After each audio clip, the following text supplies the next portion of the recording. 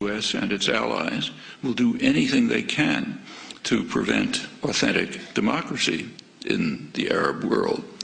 The reason is very simple. Across the region, an overwhelming majority of the population regards the United States as the main threat to their interests. In fact, opposition to U.S. policy is so high that a considerable majority think the region would be more secure if Iran had nuclear weapons. In Egypt, the most important country, that's 80%. Similar figures elsewhere. There are some in the region who regard Iran as a threat, about 10%. Well, plainly the U.S. and its allies are not going to want governments which are responsive to the will of the people.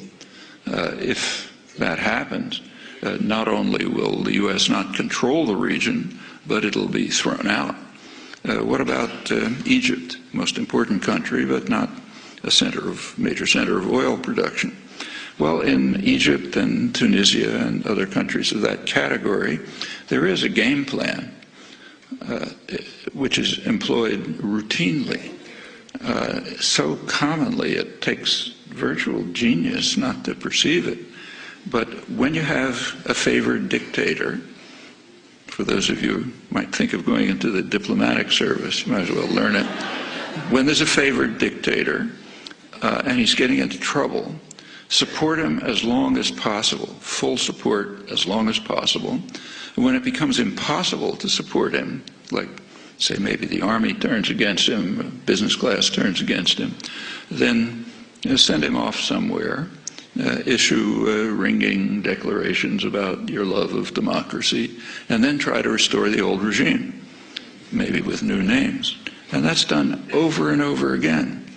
It doesn't always work, but it's always tried. Somoza, Nicaragua, Shah in Iran, Marcos in the Philippines, Duvalier in Haiti, Chun in South Korea, Mobutu in the Congo, Ceausescu was one of Western favorites in Romania, Suharto in Indonesia. It's completely routine, and that's exactly what's going on in Egypt.